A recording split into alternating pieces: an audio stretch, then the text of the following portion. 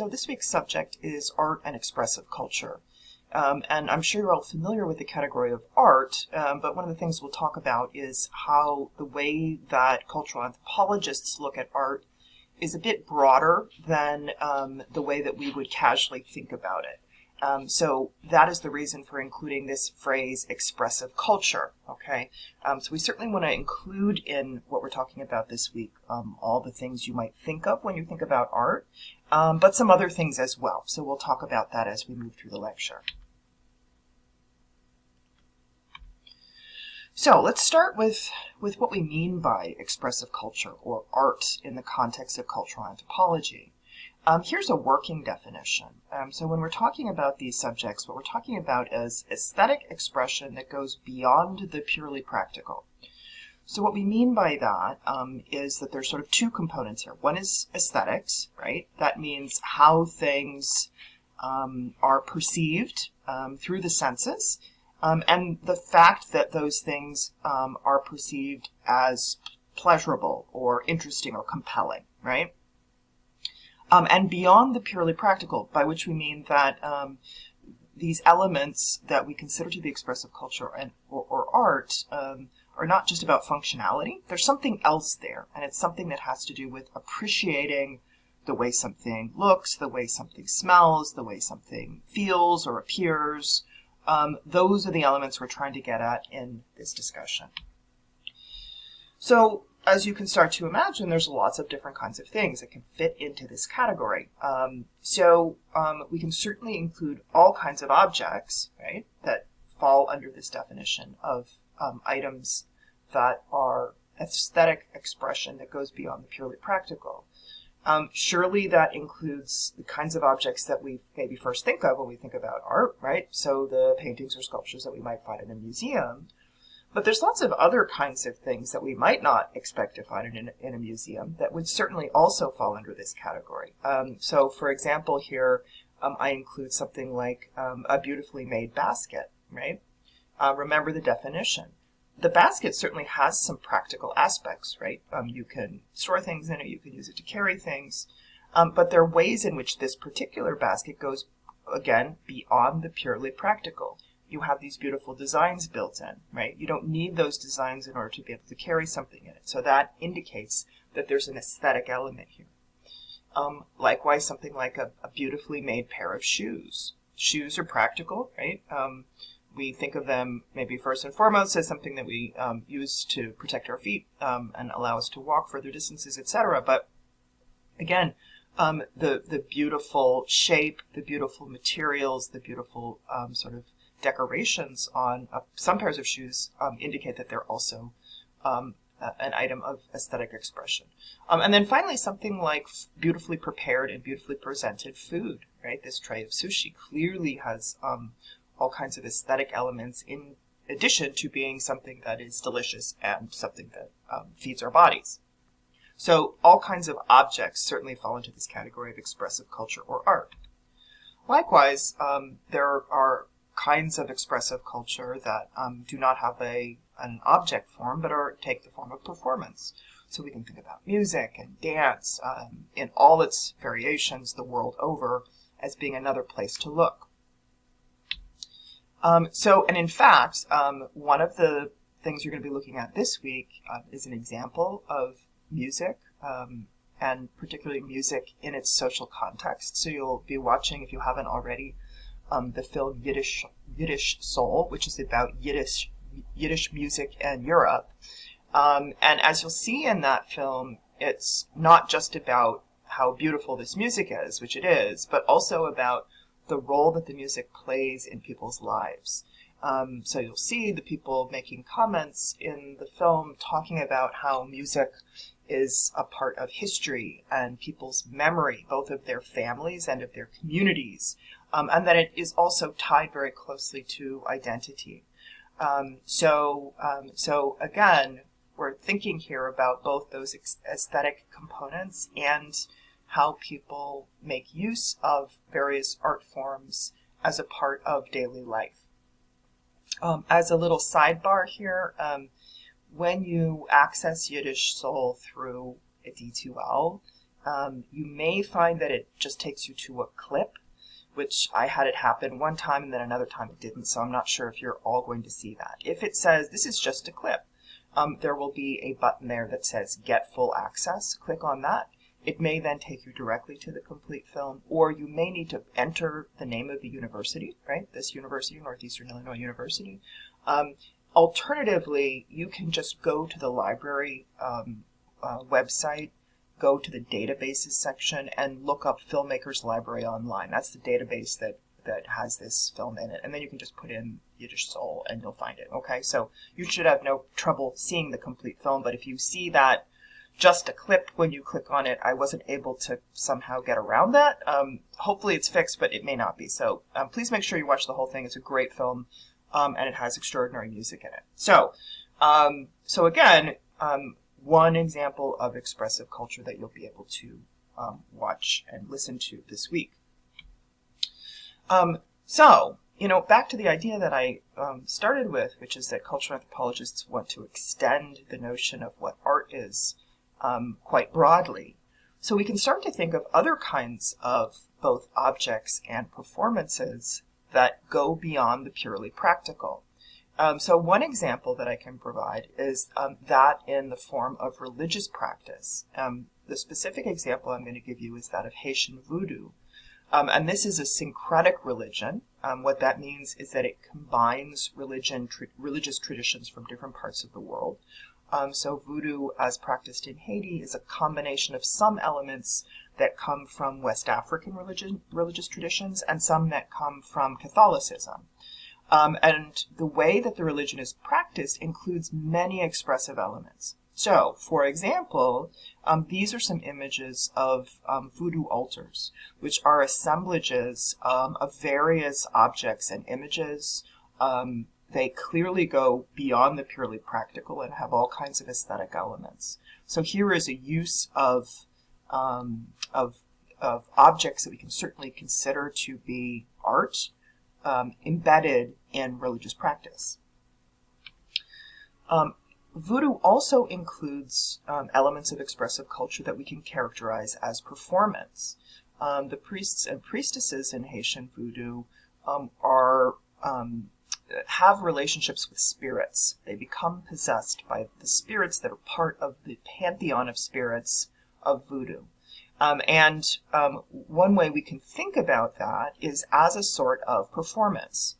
Now, when I say performance, I'm not saying that they are acting or pretending, but what I am saying is that spirit possession looks and feels a lot like other kinds of expressive culture. There are costumes, there's music, etc. These are dramatic, sort of performative kinds of acts.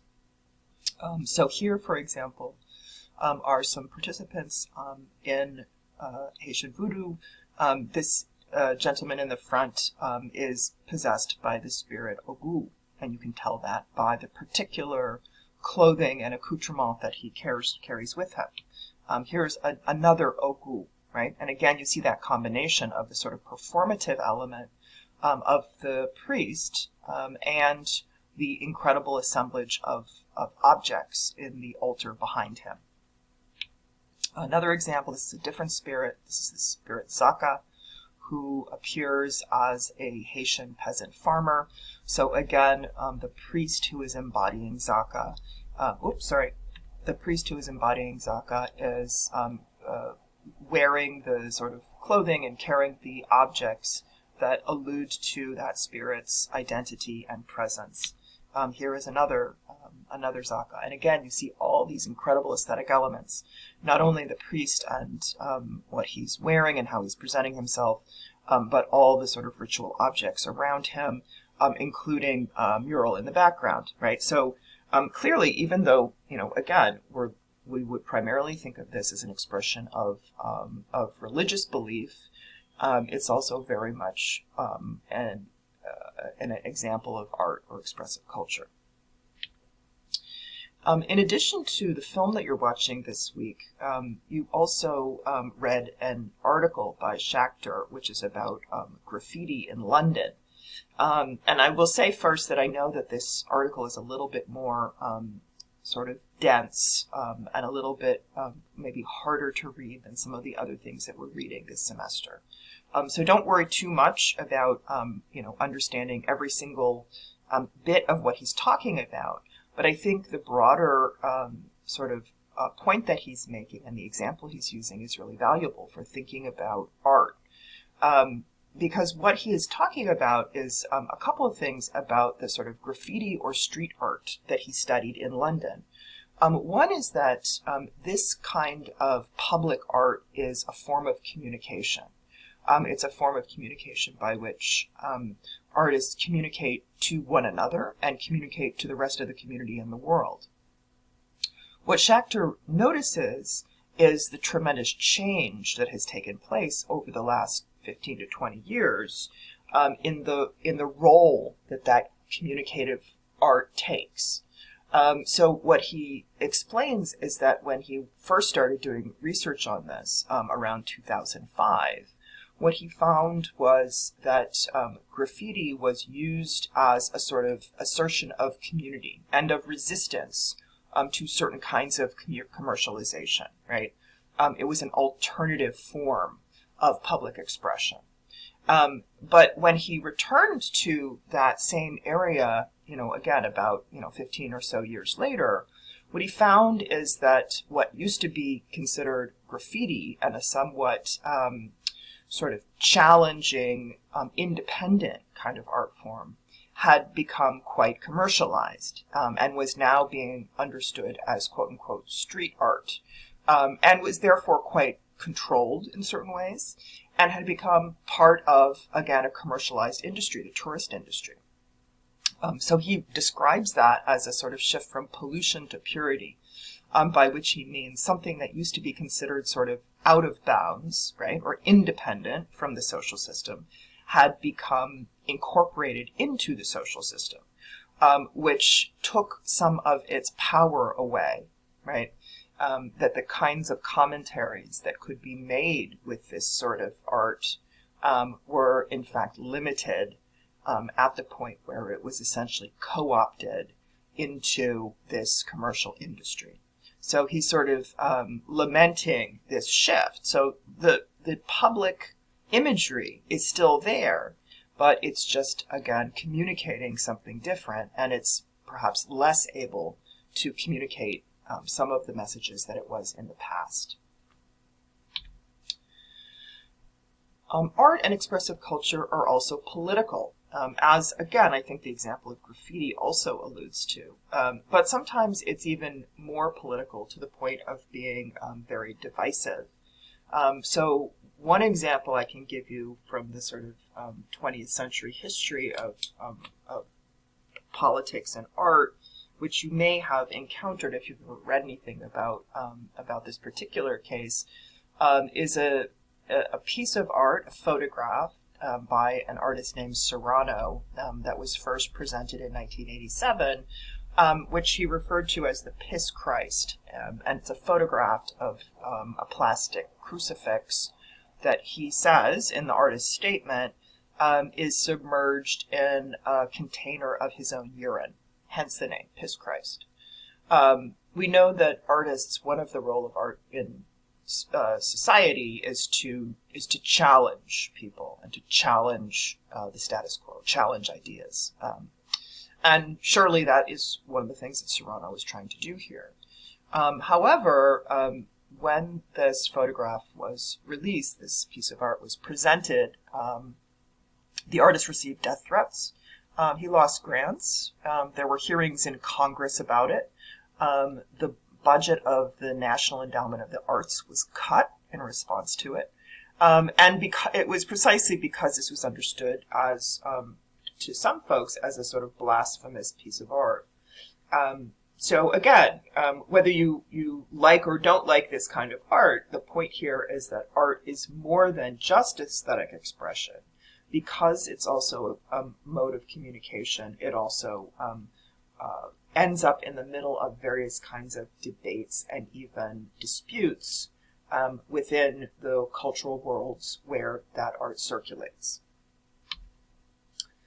Another important element for understanding art and again expressive culture more generally, and it's an issue that's especially important in the field of anthropology, is understanding sort of questions of who owns the material culture and expressive culture that comes out of various societies, and what are the ethics of owning and presenting that expressive culture to the rest of the world. I say this is important to anthropology because within the field of anthropology, if you remember way back to the beginning of the semester, I mentioned that one of the wings of anthropology is archaeology, and archaeologists often deal with objects from past societies, right, that they access through excavation, and that often end up in the in museums, under the ownership of museums. And there's been a lot of debate over the years about really who should those belong to. And particularly that kind of work in North America has led to indigenous Americans, Native Americans, actually claiming some of those objects. And indeed, some museums have responded to that. So here you see a couple of images. On the right is, in fact, a museum returning an important object back to the Native American group that it rightfully belongs to. So again, expressive culture is something that we may tend to think of as being about something you sort of present to the public, but the question of whose it is also a very important one. And again, when there are power dynamics involved in terms of who actually is able to claim it, that can become even more complex. So these are just a few thoughts to get you thinking about the importance of objects and performance in cultural context. So please, if you have not already, do make a point of reading the Schachter article and watching the Yiddish Soul film, in addition to continuing with your reading of Labor and Legality. So we'll talk again soon. Bye-bye.